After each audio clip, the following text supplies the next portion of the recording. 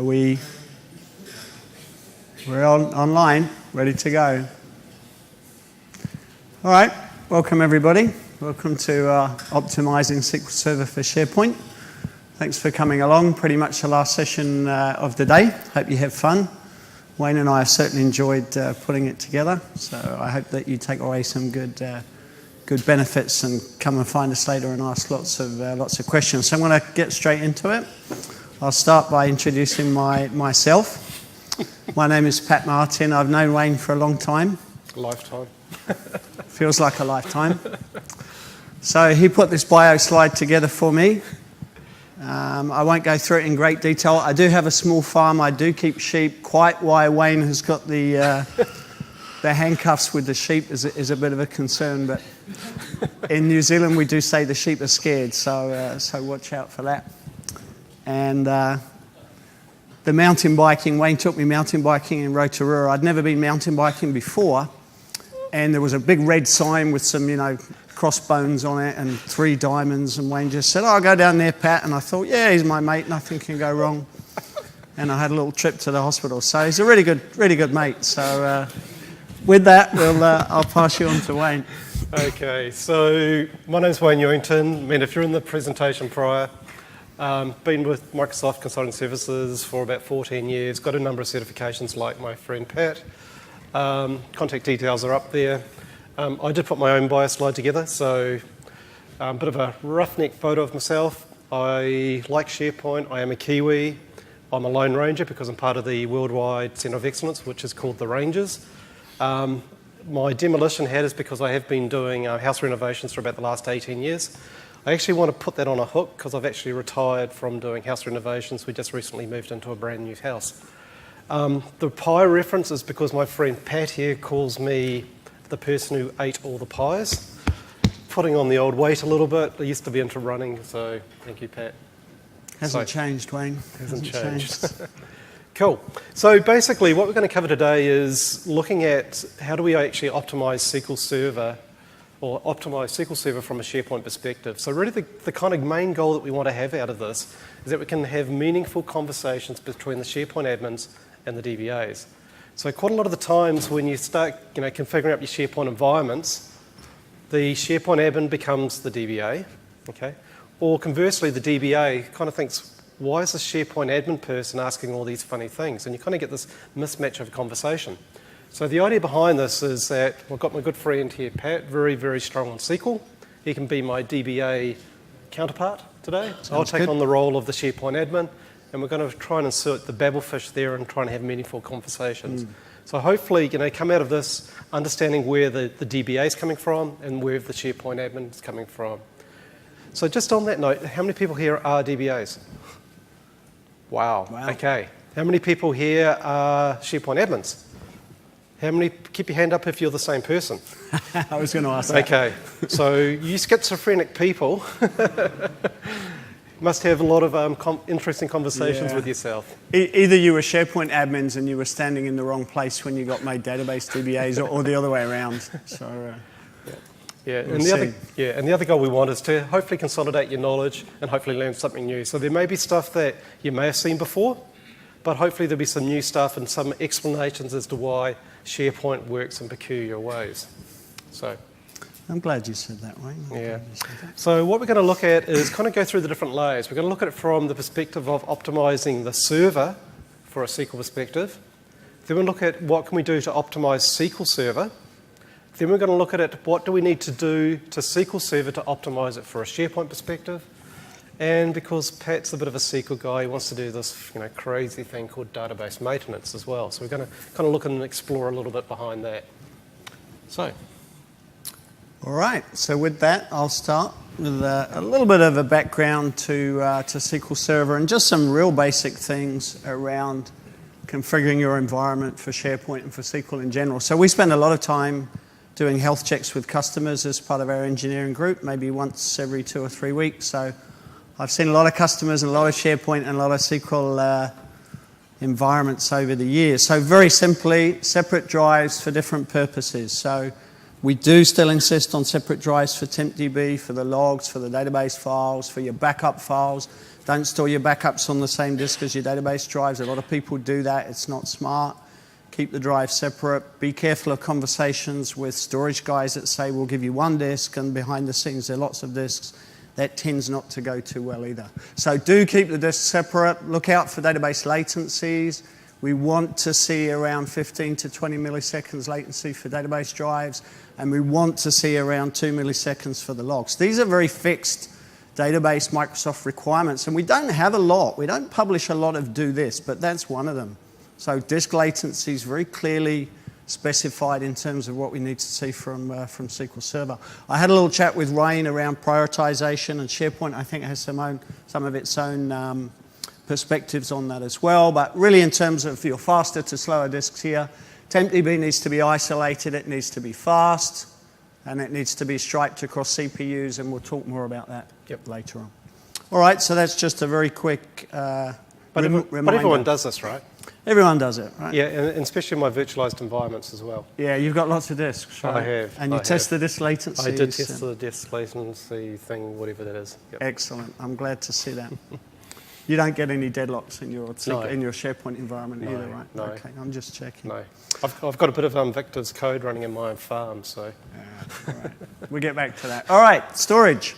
Disk block size. So I don't want to bore the database folks too much because they know this, or they should know this. So SQL Server data pages are 8K in size.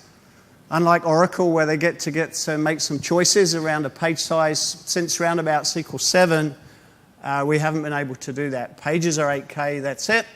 SQL works in collections of 8 pages called extents when it's doing disk allocation.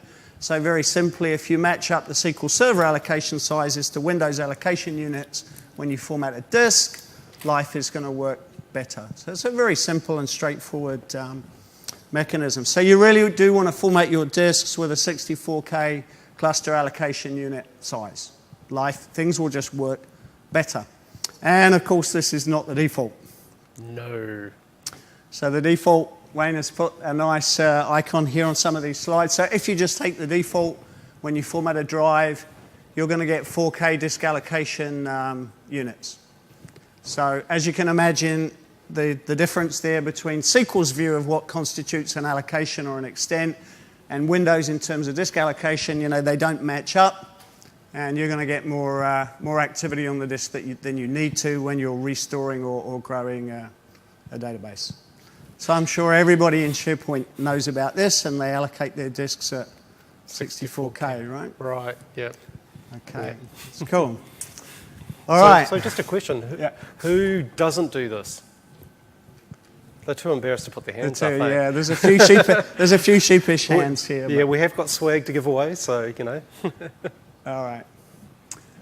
Moving along, just keep it moving here. We've got quite a few slides. Antivirus. So I see a couple of things out on SQL health checks. I will mention those a few times. Apologies for that. But I see things that just make SQL Server behave really poorly and things that cause a lot of damage. And 2 things that I see a lot that do cause problems with SQL. One is antivirus. And some antivirus are worse than others, but this probably isn't the time and place to mention that. But you just need to be very careful with antivirus, and you need to make sure that you exclude the files that Microsoft recommend that you exclude from your real-time scanning. And again, we have a list, a very prescriptive list. These are the file suffixes that you need to exclude from your real-time scan. If you're clustering, there's a couple of extra places that needs to apply to. It's not an easy conversation. You have to go to your security folks. You have to say, we're going to turn off real-time scanning for these file extensions.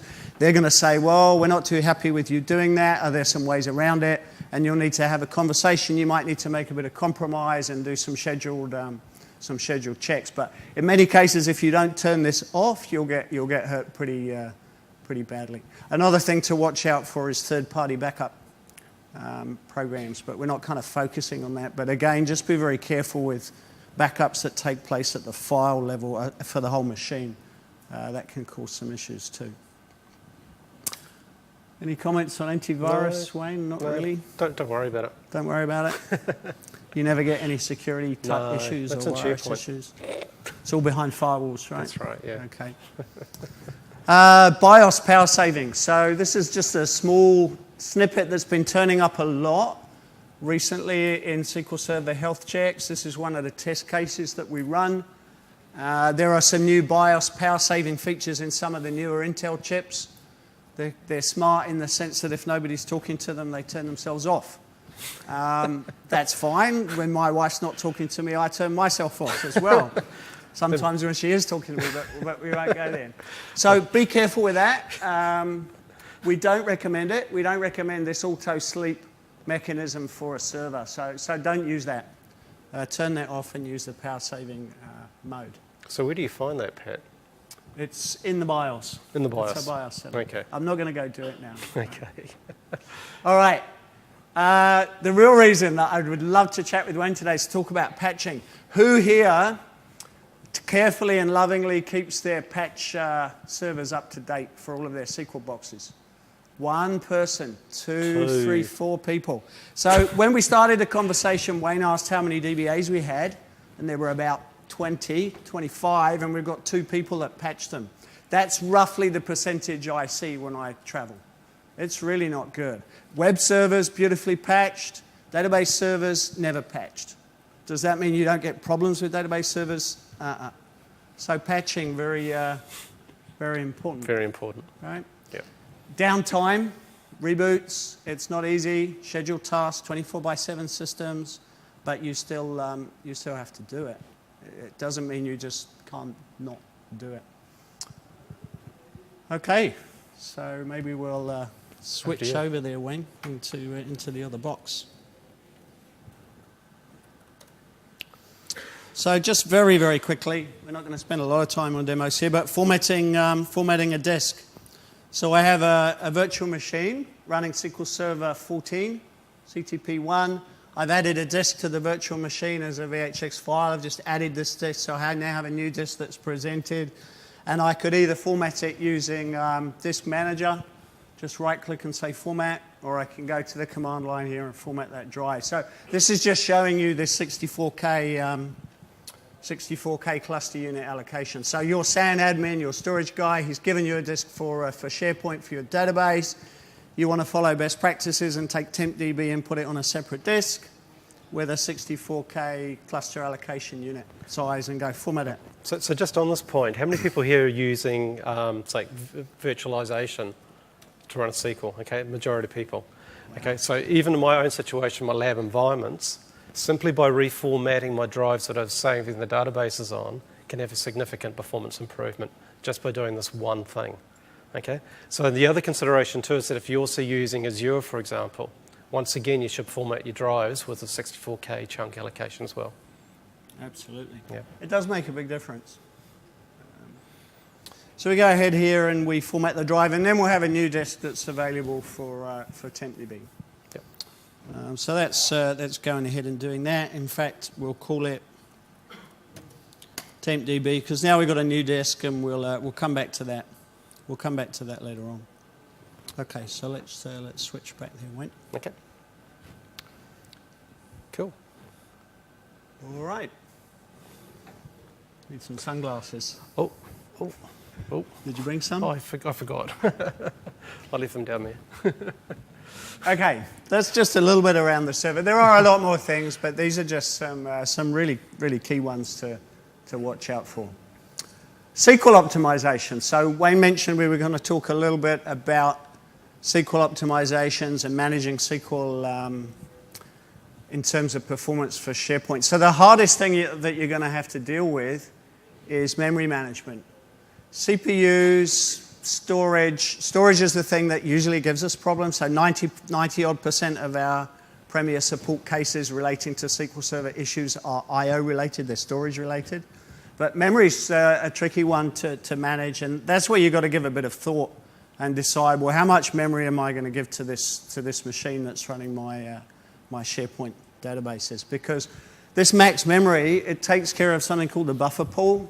Data is cached, it's brought in from disk, it's kept in this buffer pool, and then SQL feeds out database pages from this buffer pool area. And the max server memory relates to the size of that buffer cache. So you need to decide how big is that going to be based on the amount of memory that I've got on my machine, because the default is dynamic memory allocation, which means that SQL can use all the memory on the machine. And it can, and it will, and I've seen it happen. And then nothing else gets to play because SQL's got all of it. So you do need to be a little bit careful, and we do recommend having a think about your max server memory. Having said that, so what am I going to set it to? Well, actually, just on that point, Pat. I mean, there was one customer I was working with, and we noticed that SQL was kind of going up because it was virtualized. Right. We noticed the CPU going up, so we went, "Oh, great! We'll just kind of jump on that machine and see what's happening." Guess what? Couldn't get in. Couldn't get onto that machine. Could not log on because the max memory hadn't been set, and it just went Pac-Man. Took up all the memory. Didn't have enough for us to actually log onto that box to have a look at it. Did you use the dedicated admin connection to come in the back door? Came in the back door eventually. Very good. Yeah. Very good. Okay, so you do have to think about it. So what kind of guidelines can we give you? There is an algorithm that's quite funky, a lot of detail in terms of number of threads and the size of the stack, depending on your architecture and so on. But far more simply than that, recommend to set to the total amount of memory on the machine, and then we just take away a certain amount over time that we've learnt from experience. And we say here app overhead. That means the other things that are running on the box. However, what are you doing on the box? We shouldn't be running anything on the box, right? So this is a very key point, and we will return to it. If you have a SQL database server, that server should be dedicated for the use of the SQL database engine. There shouldn't be other stuff. There shouldn't be any stuff on there that the database engine doesn't require. So you may have some SharePoint dependencies. Wayne may talk about that, but purely in terms of SQL Server, there shouldn't be other stuff running on the box other than SQL. Yeah. Okay. So putting it on a domain controller? I know that's the kind of thing you probably would do, Wayne, but I'd probably recommend against doing that. Okay. Putting on the same box as SharePoint? What's our minimum spec for this stuff? So yeah, we do have a little bit of a rule of thumb. An 8 gig machine, we're probably going to give about 6 gig max memory. A 16 gig machine, we might start to turn a little bit down towards 12 gig rather than 14. If you want to be more scientific, there are algorithms, but we tend to leave at least 2 gigabytes for the OS to play.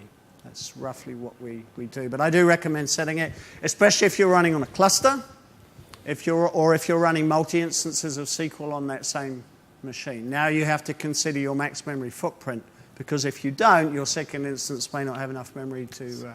So how do you know how to tweak it? So we will show you that. We'll go and have a look at configuring that. It's a fairly straightforward thing to do. Okay. But it is something that you do need to think about is the max memory that you're going to allocate.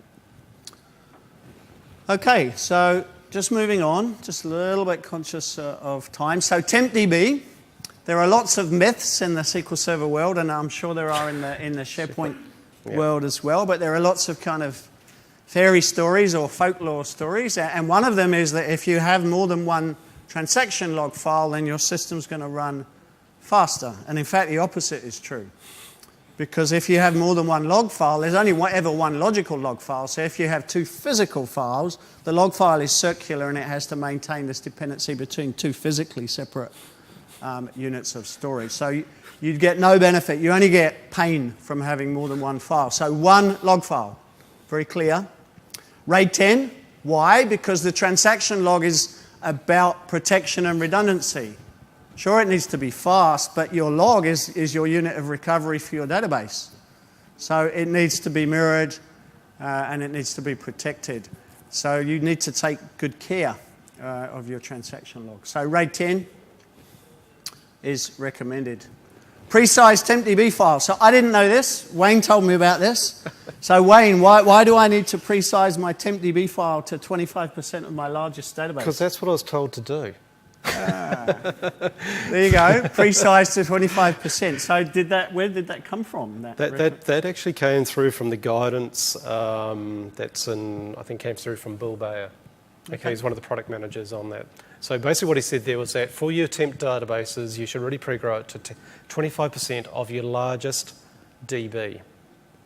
Okay, so we're looking at this from a SharePoint farm perspective. Okay, so then you have to start looking at what are the sizes of your SharePoint databases. Right. Okay, so if you've got a 1 terabyte content DB, guess what size your temp DB should be? Okay, 250 gig, right? So just a rule of thumb means you need to grow that out.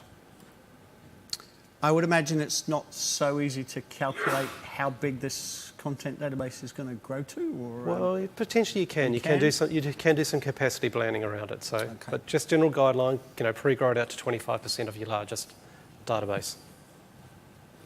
So anyone that's coming along to the session later for the MCMs for the panel to ask a question, you might be thinking this could be a reasonable one. We might kind of hang our hat on that one. Right? So auto growth. Set auto growth to a fixed size, less than 200 meg. Auto growth you don't want to happen. So that, again, there's a conversation in the database world. Do I have auto growth kick in as a percentage or as a fixed size? And there's a big discussion, percentage, fixed size. But the answer is neither. You don't want auto growth kicking in at times that you don't expect it to, because when auto growth kicks in, it grows the file. Under normal conditions, it writes zeros to those extents that have been allocated, and it's a blocking operation. So your system will stutter.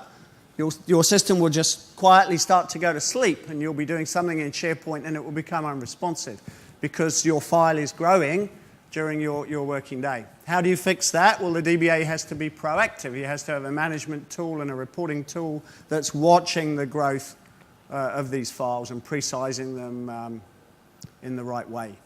So it's not about how do we manage auto growth, it's how do we prevent auto growth from happening. That's our best practice. So don't get hung up on the percentage versus fixed size. And then the last point here, we're going to talk about spreading the number of tempDB files across CPUs. Okay. And just while we're on the topic of auto growth, if you don't turn on this flag, what can happen if one file happens to be larger than the other files when you resize them? Without this trace flag, when auto growth kicks in, that auto growth will happen to the largest file. And then you haven't got this kind of proportional growth striped across your files for tempDB. This trace flag will disable that behavior for the whole instance, not just for tempDB, and will auto growth in a parallel kind of symmetric way across those files that you've striped. So that's the use of this trace flag. Cool. So how many tempDB files should we have? Well, it's meant to be based on the number of CPUs that you've got. Very good. How many CPUs have we got? So are you talking about sockets?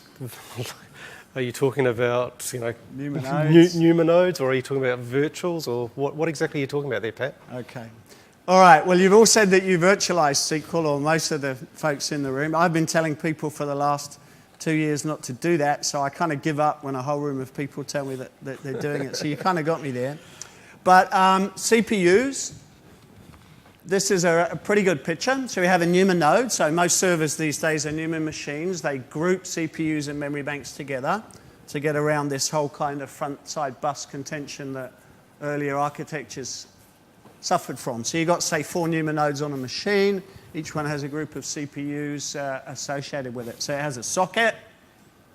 The socket has a number of cores. And then again, the cores can have more than a one-to-one in terms of logical processes. You might be hyperthreading, for example, through those cores. So how do you know which one to go with? So the one you go with, you have a nice little select statement here.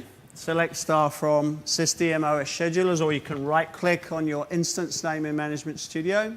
But this is a good query, because this query will show me how many logical CPUs can SQL Server see. So now I can forget this whole conversation about what constitutes a CPU, and I just run this query because SQL Server has an operating system called the SQL OS that came in SQL 2005, and one of the things it does is it has its own scheduling capability and its own logical CPUs. So you run this query, you take all of the CPU scheduler IDs of the lower numbers, the higher numbers are for system processes. Yep. So this query tells me right here that I've got 4 logical CPUs. So Moore's law hasn't applied yet? Not quite yet. Okay. But it's coming. It's coming, okay.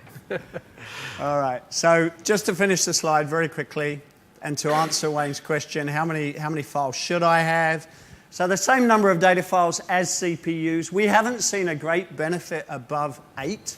I mean, there are getting to be machines now with very large numbers of CPUs, but in our testing, we haven't seen huge benefits above a file count of 8. So if you've really got a lot of CPUs, this is something that you're going to want to test.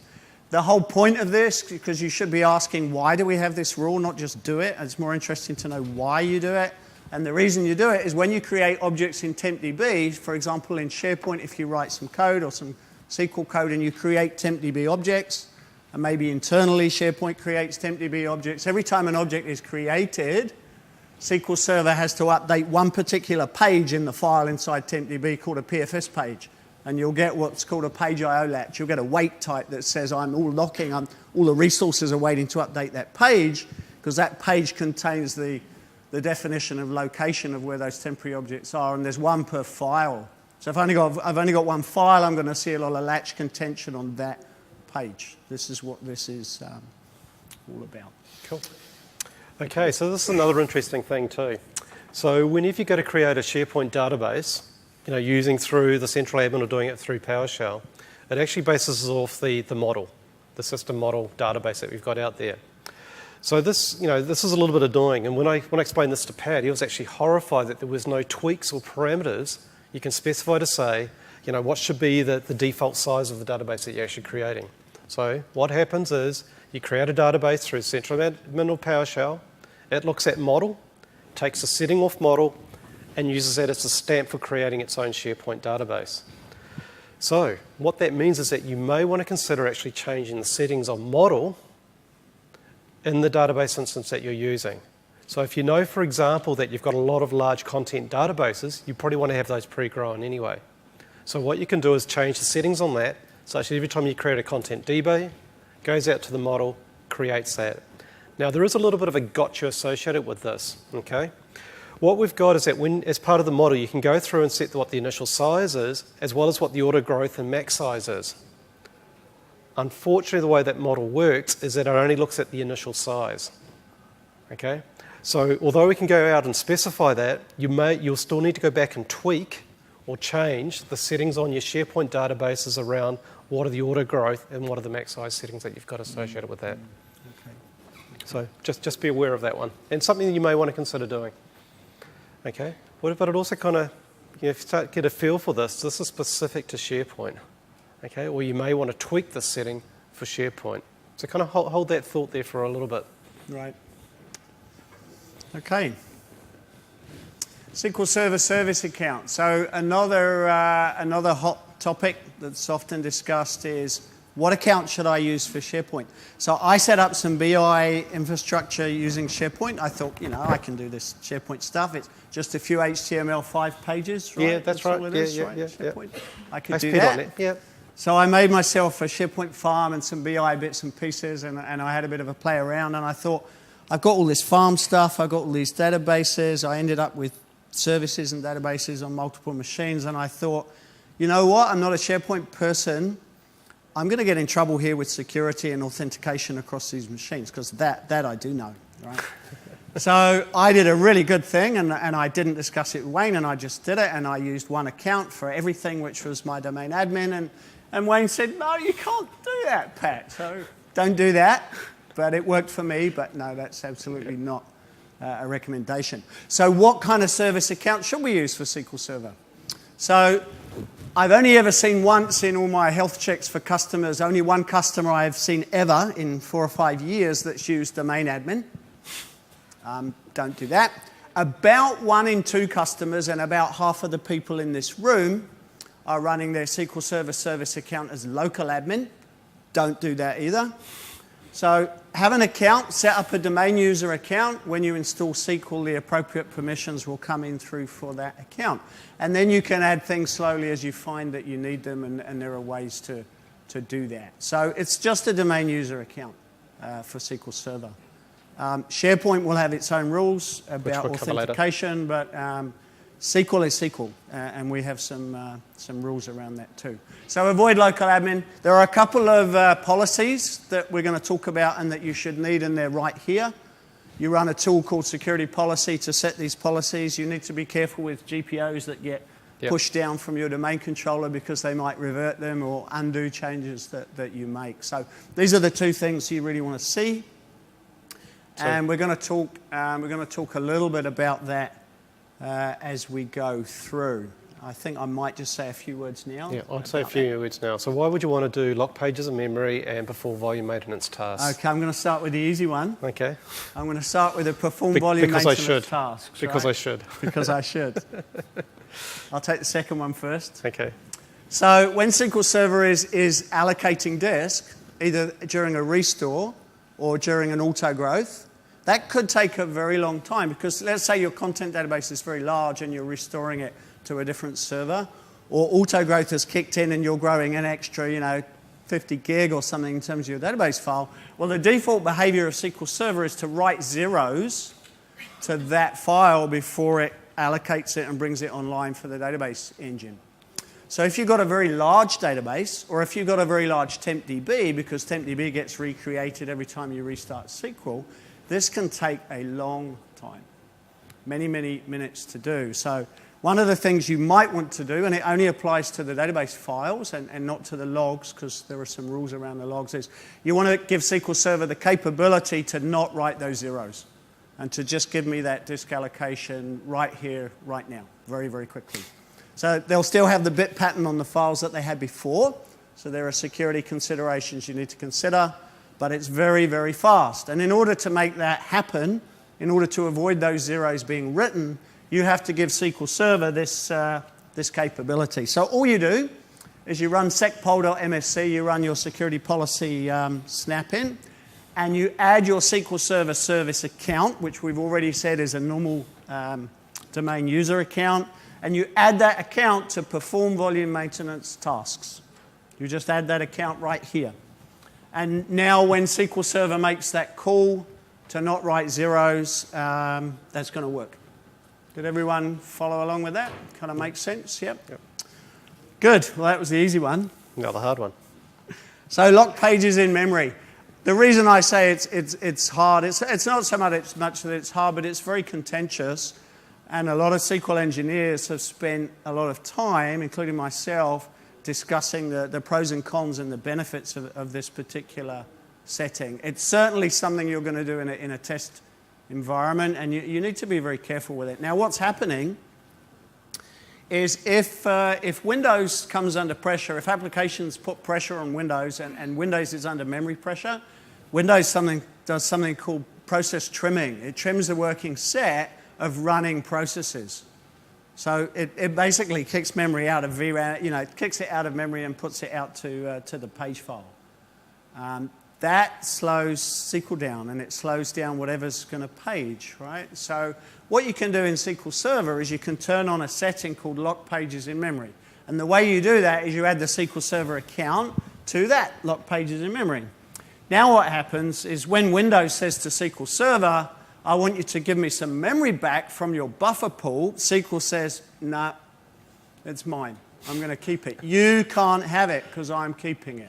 That's what this setting means. So you're a great you should have the pie. I should have the pies, right? You should have the pies. And you get the sheep with the handcuffs. Oh, cool. So Velcro gloves? Sorry, I said that out loud in a voice. Say it was you. Yeah, so do be a little bit careful with that because that's okay if your server is dedicated to SQL. If SQL is the only application running on the box, then that's okay. That's probably not going to cause a problem. But if you are running other applications on that SQL Server machine, what's going to happen is Windows is going to kick in and say, give me memory back. And SQL's going to say no, and then those other applications that are running, and remember we said they shouldn't be running anyway, but they are, they're now putting pressure on Windows and they can't page. Windows doesn't get memory that it needs. And now things are really going to start to get ugly. So lock pages in memory is important, but it's something to just take a bit of care with. That's what it means. It means once SQL has got the memory in the buffer pool, it's going to keep it. That's what that is. Cool. Okay. Thank you, Pat. Okay. Are we good with that? We're good. Yeah? All right, let's move on just quickly. Very quickly, in fact. We've mentioned this a number of times. Keep SQL Server for SQL. Yeah? Don't let other people play other applications on the machine. It's a 101 requirement, really, from the SQL team, is if you've got a database server, it's for SQL. Patch levels. In case you didn't get the message first time around, you should be patching your SQL servers. Instance collation. This very long name of the collation that you need for your SharePoint databases. Yeah. Latin general, case insensitive, accent sensitive, Kana sensitive, and wide character sensitive. Okay. How did I know that? I didn't until yesterday, and Wayne said, I'm going to ask you that. So I went and checked it out. Because I looked at these names, I always see these come up as saying, what is going to be the correlation of this? So all I know is that CI is case insensitive. Yeah. I kind of get that. Yeah. But what does AS really mean? What does KS really mean? And what does WS really mean? So that's his, the long explanation of that collation name. But in terms of support, we also have a support article that I was looking at. Yeah. And that's quite interesting because what it said in the article I read this morning is that for your system databases on a SharePoint instance, we support, and it always comes back to support from my kind of perspective, we do support the one that's just case insensitive. So in other words, without the AS, KS, and the WS. But the support article went on to say that for all SharePoint databases, we only support this one with this full name. So it was very, very clear. So I can sit here and say, or stand here and say, for your SharePoint databases, that's what they need to be. Yep. Full stop, end of story, move on. Okay. And that was quite interesting. Yeah. Authentication. Use Windows, that's it. Apart from SharePoint Services 2013 Access Services. What are you guys doing? What's that doing? Not me, it's the product team, man. So if you're doing Access Services 2013, unfortunately you do need mixed mode, basically due to the way that it connects through to the database. So I know it's one of those requirements. A lot of the DBAs don't want, mixed mode. If you're doing Access Services, get over it. You do need to have mixed mode. When's the service pack coming out? Yes. So that's all my point really is that we're very strongly in favour of Windows authentication from a SQL perspective. Yeah. So all right. So let's switch over here. Okay, we just need to pick up the time too. So let's pick up the time too. Let's go back to my machine. We don't want to be there. Need to pick up the time. So we did that. We formatted a disk. I'm just going to show you very quickly. Once we formatted a drive, because I'm using SQL SVC account, and I've just formatted this drive, I need to give that account permissions to write to that drive, because I thought I will create myself a SQL SVC account rather than use admin or domain user, having told you that you really shouldn't. It wouldn't have been great form for me to stand here and do that. I could have maybe done it, but I wouldn't have felt good about it. So let's make sure that we do that. So we give the SQL Server Service account full permissions to this TempDB disk that we've just allocated at 64K allocation unit sizes. Right? That's kind of our first step. Then what we're going to do is we're going to want to go in and we're going to have a look at our TempDB and we're going to want to change it. Because if I look at TempDB, what we have is something that's not good, because what's not good is the defaults. The defaults are a very tiny TempDB growing in very small pieces, and sometimes I'll go to a customer and I'll look at the reports that tell me how many auto-growths, and there'll be thousands of very small auto-growths, all of which took between 100 and 200 milliseconds. So SQL spending all day growing its TempDB in little pieces. I see that about 1 in 10 places, so it's a common problem. So you don't want those defaults. And as Wayne pointed out before, you want something quite different. So how do we get something quite different? So what I've got here very quickly is a script. You can generate this with the GUI in Management Studio. You can add, move, and change files, and then say script. And this is a script that you will get. So let's just move a couple of these things out of the way quickly. You can read that at the back. It's not too small. A little bit small, thank you. Waving your hand a little bit. So let's go ever so slightly bigger. We want people to be able to see it. All right, so what we can do is alter database, and we're going to change the name of the file. We're going to change it because we're going to add files. I've got 4 logical files on my 4 CPUs, so I want to have 4 files. I'm going to make them all, I think, 1 gigabyte in size. So I go and alter them, and then I add 3 further files. So I've now got 1, 2, 3, 4 TempDB files of 1 gigabyte in size.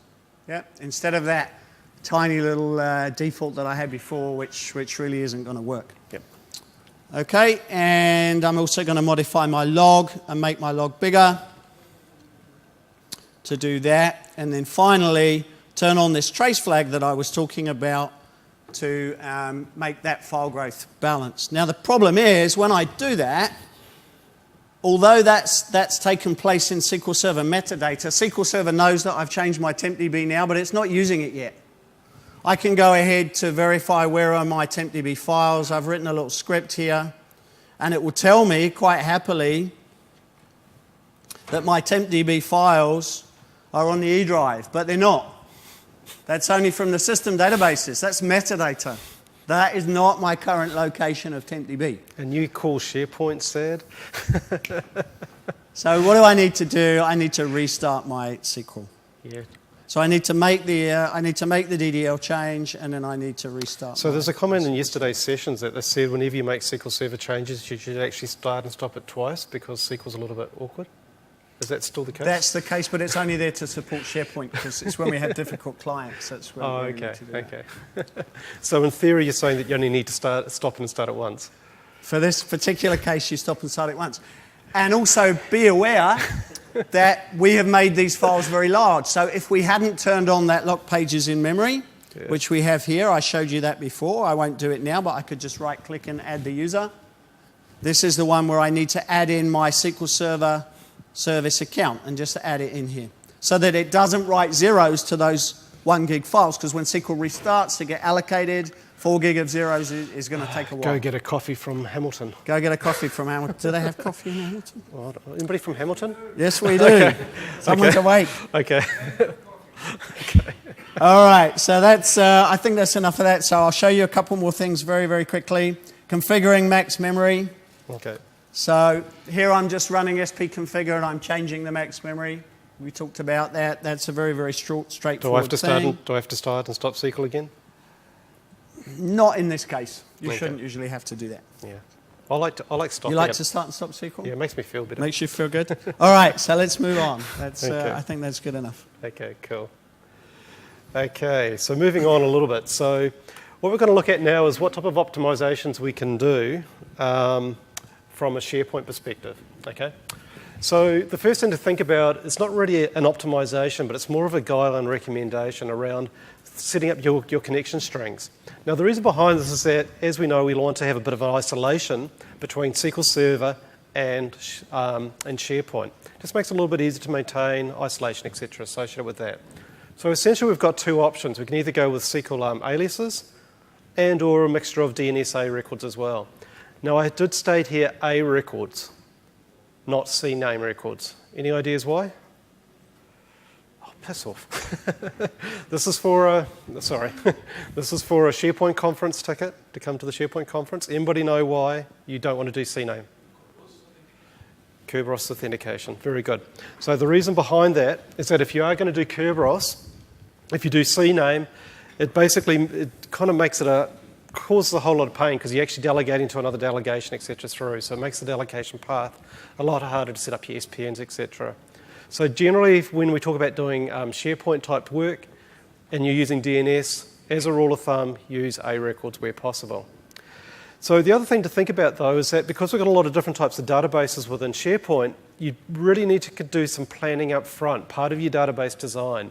So think about what type of databases you're using in SharePoint, like what are your content DBs, what are your service applications. Also look at what are their requirements around replication as well. So what that really means is that you do need to kind of look at that as part of your strategy for setting up your connection strings prior to actually getting the farm going. Now, the reason behind that is that you may want to move things around. For example, you may have an alias that you want to point to a SQL Server listener later on when you configure high availability. It's easier to change what the alias points to rather than having to drop the database, which is something that Neil did yesterday. Okay? So it's just one of those things that you need to think about up front. The other thing you may want to consider too, if you start using different database servers around there as well, you can go into the central admin and change what is the default database server that SharePoint's going to use. The default, if that kind of makes sense, is the first server that you join to the farm. In fact, as part of that connection string, when you add the configuration DB, that becomes the default server. If you're splitting your different databases around different servers, okay, this is an easy way to move things around. So, the other thing that kind of comes into this too is naming standards. Okay, so no GUIDs, right? Those DBAs that are out there, don't you hate going into Enterprise Manager and seeing all those names that have got GUIDs in them and you've got no idea where they've come from, right? Absolutely ugly. So the guideline here, once again, it's not an optimization, but a recommendation is to try and get some type of naming standard in place. So things to consider are things like multiple farms. So if I've got more than one farm using my same database server, it may be a bit easier to go in there and look and say, right, that's all associated with farm, this farm, all these other databases are associated with this other farm. Also, if you're mixing around with regards to different environments, you may want to have some type of naming standard there which represents that environment. Now, as a side story, I've actually seen somebody go into Enterprise Manager, thought they were working in dev, in the development farm, and they started dropping some databases, realizing they actually connected to the wrong database server. They were actually dropping production database. SharePoint person. It was a SharePoint. It was a SharePoint admin. DBA would never have done Okay. So not that you've ever done that, right? So if you kind of look at the SharePoint databases, they really fall into three categories: the configuration database, the content database, and the service applications. So this is an example naming standard that I personally use, which is basically to say that it's all SP for SharePoint. So I know it's a SharePoint database. F basically being farm 1, farm 2, farm 3. If I'm doing it in development, it'll be D1, D2, D3, test, T1, T1, etc. And then if it's a config, content, --content, and _ service for the service applications, etc. I mean, it doesn't really matter what standard you've got. The idea is that you actually have a standard associated with that. So just as a bit of fun, I decided to have a look at a couple of different enterprise managers that we've got out there. So guess whose? Whose has got the GUIDs? Or lots of GUIDs? Okay, who thinks it's Pat on the left?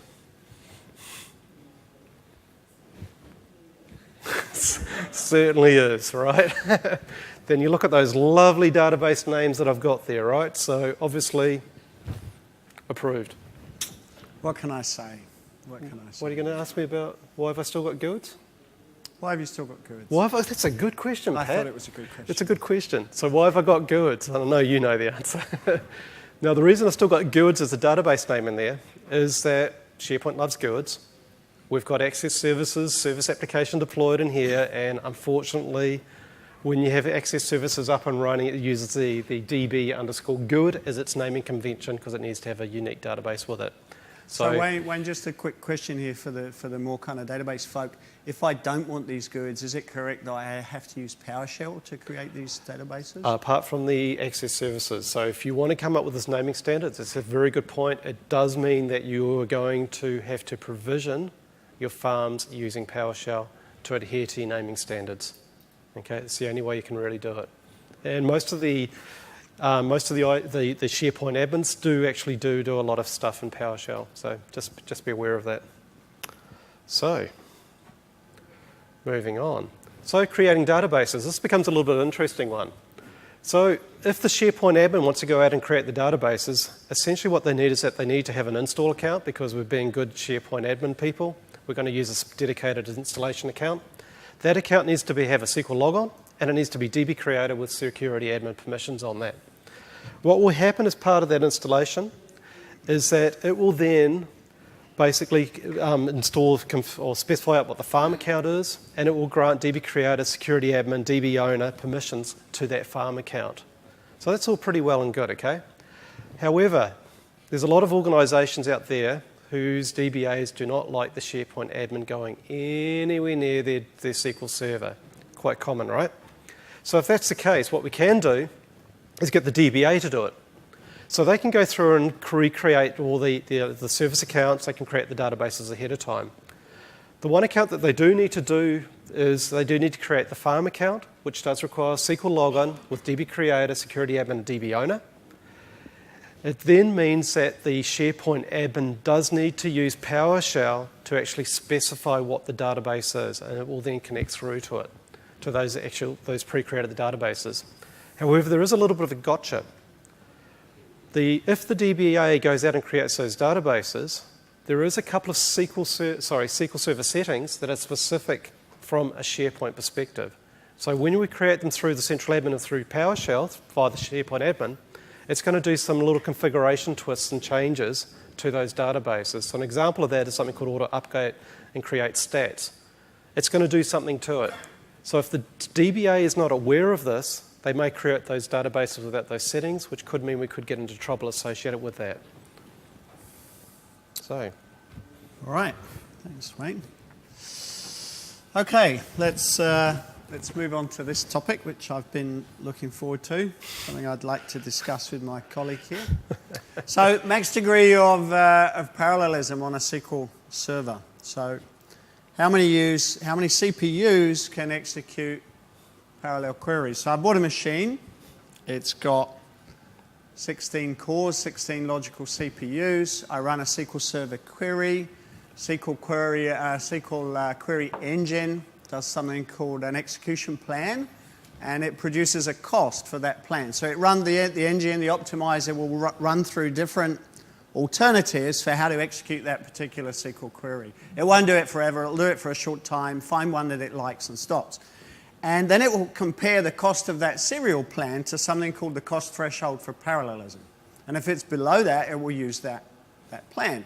But if that serial cost is too high, if it's above that threshold, SQL will then go and generate what's called a parallel plan across multiple CPUs and then compare the cost of those two plans. If the parallel plan is cheaper, that's the one it's going to run. So it's now going to run that plan or that query potentially, depending on how I've set this default, and that this parameter in the default is 0, which means use all the CPUs.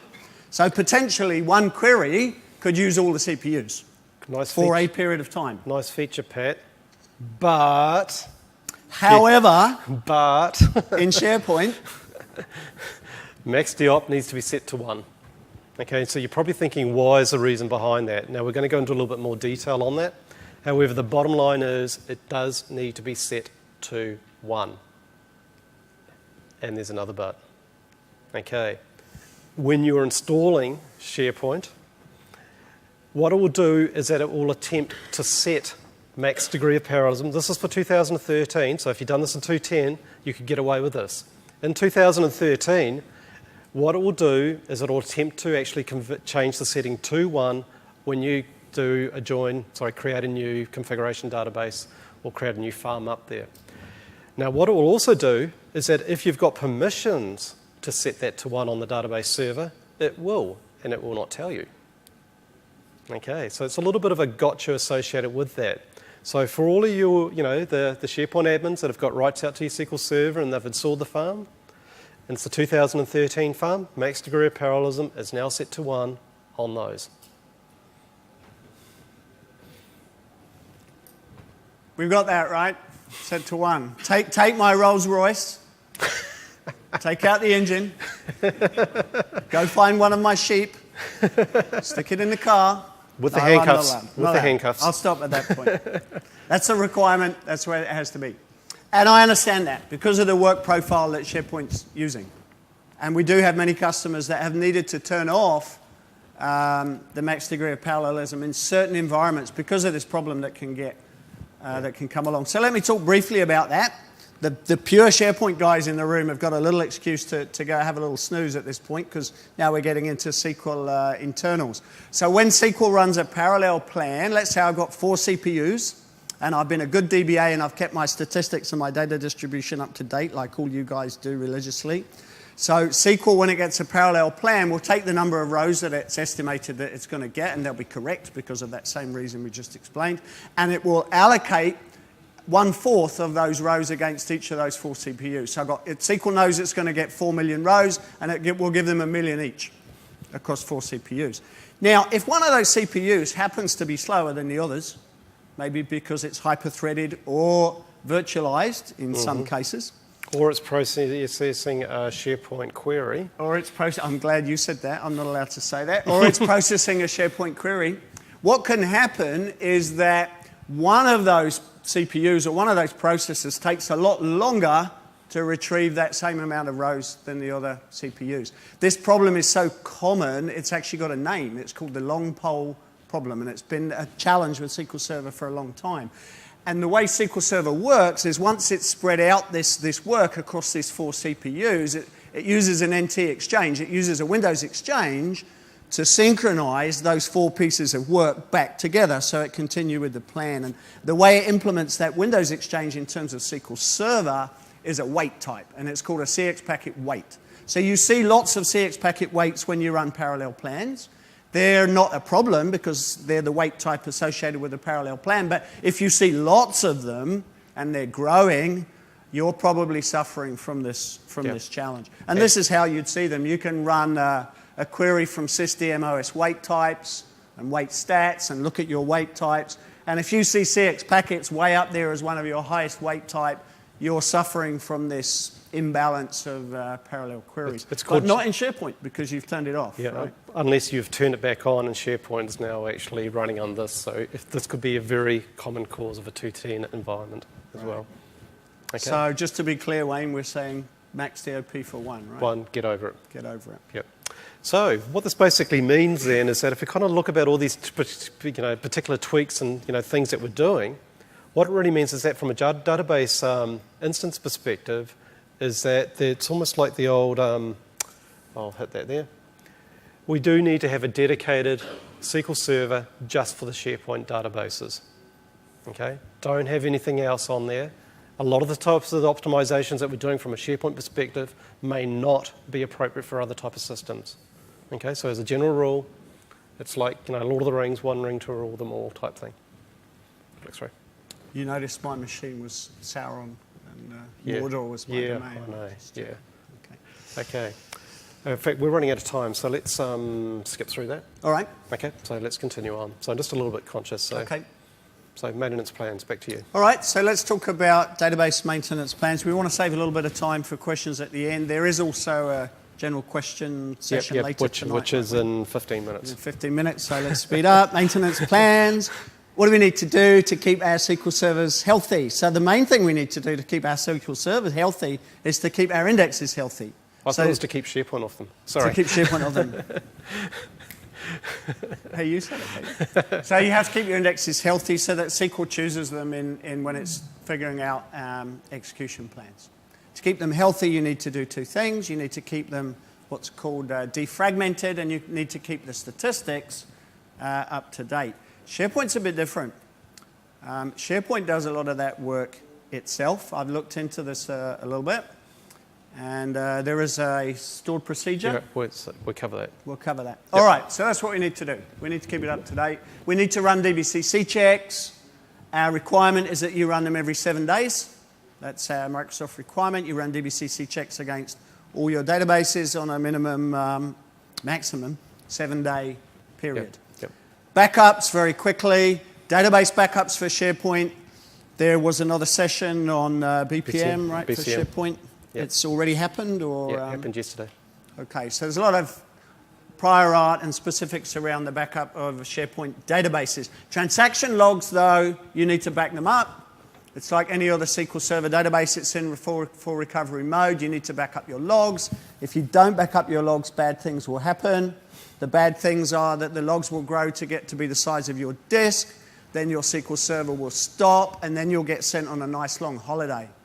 because you won't be Oh. appreciated. Oh, So that's quite a good thing. That's right? motivation, So you yeah. do need to back up your logs. How often do I back up my logs depends on your service level agreements, because the window of backup for your logs is exactly your potential data loss in terms of your recovery point in your service level agreement. So if I back them up every half an hour, there is a potential, if I can't back up what's called the tail of the log, to lose half an hour's data. And that's a conversation you have as part of your Exit interview. operations and exit interview Yep. for your holiday.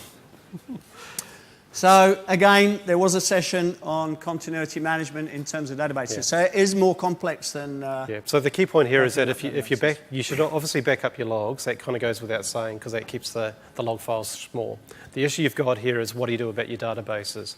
So we've basically, there's two ways of doing this from a SharePoint perspective. We can also do a SharePoint backup as well. So really what you need to be in correspondence between the DBA and the SharePoint admin to understand what the BCM requirements are and do what's appropriate there. Because there is some things that the SharePoint backup will do that you can't actually do from a database backup perspective. Okay. So If SharePoint breaks, we just copy our documents back off the file that's share, one. right? That's one. Yeah, right. Thanks. Okay, so the next thing is around this auto create and auto update stats. They should already be turned off for SharePoint. So the reason behind this is that auto create statistics will modify the database schema. Now this is a bad thing. SharePoint doesn't like anybody touching its database schema. It doesn't even like SQL Server touching its database schema. So the issue here is mutual, Wayne. so if you do this, it is unsupported and it will break upgrades. Okay, so don't do it. Do not do it. So this is one of those things is, if you've got your DBAs creating your databases for you and you're connecting through to them, this is something you need to actually go through and turn off. So with regards to update statistics, it can cause the queries to recompile and can lose to some random and unacceptable performance issues associated with that. We really need to speed up. Okay, so speeding up, Wayne's telling me this a number of times. Index fragmentation, high CPU, pages are out of order, read ahead scans, they take a lot longer to run. SQL Server has to follow pointers to extra pages, so you need to keep them clean, and the SharePoint jobs are doing that. Detecting fragmentation as a query here on the board. The column over on the far left-hand side is showing us very, very high fragmentation. You should run this from time to time to see whether you have fragmentation on your system. Yep.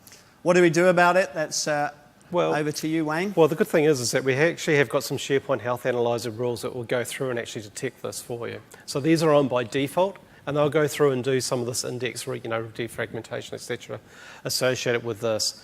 What it does behind the scenes is it does run a stored procedure called proc update statistics.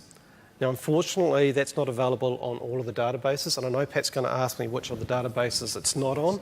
So I did actually do a bit of a check. So some of the databases it's not on is something like the BDC, the profile, the search admin, analytics, and links, the secure store state, user profile, sync, and usage. What that means is that if that stored procedure is not actually in there, it's not going to be executed, so SharePoint's not going to worry about it as part of these Health Analyzer rules. So what that means is that you should actually include doing that particular thing as part of your maintenance plans that you've got in there. Okay. Move on. Moving on, DBCC check we've talked about. You can run DBCC check so that it automatically fixes pages. That's what we would typically do. However, Not supported. not supported. So don't do that with SharePoint databases. Run DBCC checks, but not with repair. You can't have any auto fixes. So how do we get our broken SharePoint databases back, Wayne? Well, if you come across this, it's basically game over, okay? You're back to a restore. There is no supported way, if you come across this, okay, that if you need to run DBC check DB with repair, you're unsupported, it's game over, back to your backups. Which takes us straight back to that business continuity management and your backups. Yep. You should also do this other little thing that's here. Here's another query. We can make these slides. I'm sure we'll make these slides available. Slides are available. But here's a little query here that the DBA can run on a periodic basis, which you should be running. Yep. Maybe once a week or once every few days. Every time SQL gets a corrupted page, it will write an entry to this table. You can just go and run that query and it should be empty. If it's not empty, you've got a page that's broken or corrupt. You would normally use DBCC with repair, but not in this situation. Right. Back to your backups. You'd restore your backup and then you'd manually delete the row. That's a DBA job, it won't do that. So you are responsible for keeping that table content in sync with your database. Yeah. Other stuff, very, very quickly, before Wayne tells me a third time that we need to hurry up. Hurry up. Do turn off auto shrink. Never do that. That causes very, very high fragmentation and will bring your database performance to its knees. Don't rely on auto growth. We've talked about that. Have some maintenance windows for your service level agreements. I'm sure in that business continuity session you talked a lot about that. You need to factor your maintenance windows into those discussions because they're downtime. And if you don't include them up front, your opportunity to get them later is significantly reduced. Your fill factor for the default for SQL Server is 0, which means fill all the pages up. SharePoint's a little bit different. You only want to fill 80% of the pages up. Correct. So there's another requirement that we see. So we'll wrap up the demo. All right. Summary. So what we've done is hopefully, you can start having a little bit more meaningful conversations between the SharePoint admin and the DBA. Things around optimizing SQL Server, etc. for that. And hopefully, you may have learnt something new or consolidated your knowledge on a few other things. So with that, we've got the sessions, and we need to sprint across the road for the expert panel. But you do need to fill out some evals. Right? You do evals as well. So that's us. All right. Thanks, everybody. Okay, we've got some prizes. Any one question?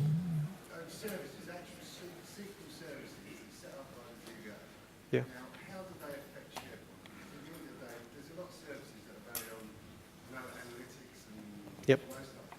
They can impact SharePoint. What SharePoint should have in back? I mean, do we need all those? Do we need it? Please do your evals before you disappear. So the question to that is, are you saying you've got a SQL Server instance which has got other uses on it?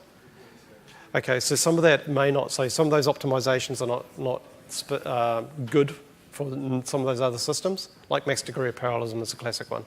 So they may not be. So that's why we kind of say keep SQL Server just for SharePoint. You can have a...